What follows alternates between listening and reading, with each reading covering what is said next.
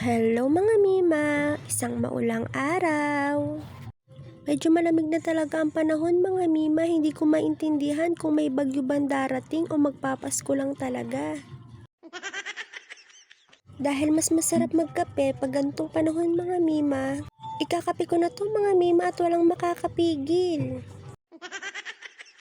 At habang busy pang maglaro ang aking bebe Kali sa kanyang bagong laruan,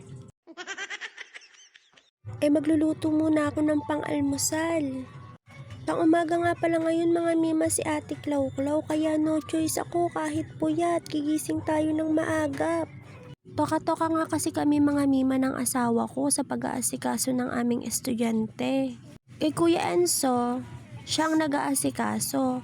Kay Chloe naman mga Mima, ako ang nag-aasikaso dyan. Kasi yung regular schedule mga Mima ni Ate Klaw-Klaw, 11:30 to 2:30 siya.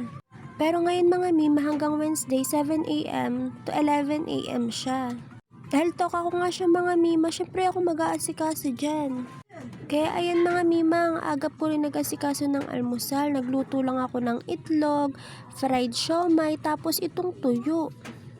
Super solve nga ang almusal namin mga Mima, lalo na't sasamahan mo pa ng noodles. Perfect na perfect ang combo nito mga Mima, lalo na't malamig ang panahon ngayon. Si Bebe Kali nga mga Mima, halos siya lang nakaubos ng noodles na yan. Mahilig kasi siya mga Mima sa sabaw. Fast forward mga Mima, pasundo na kami kay Ate Klaw-Klaw nito. Dineliver ko na nga rin pala mga Mima yung order ni Ashley.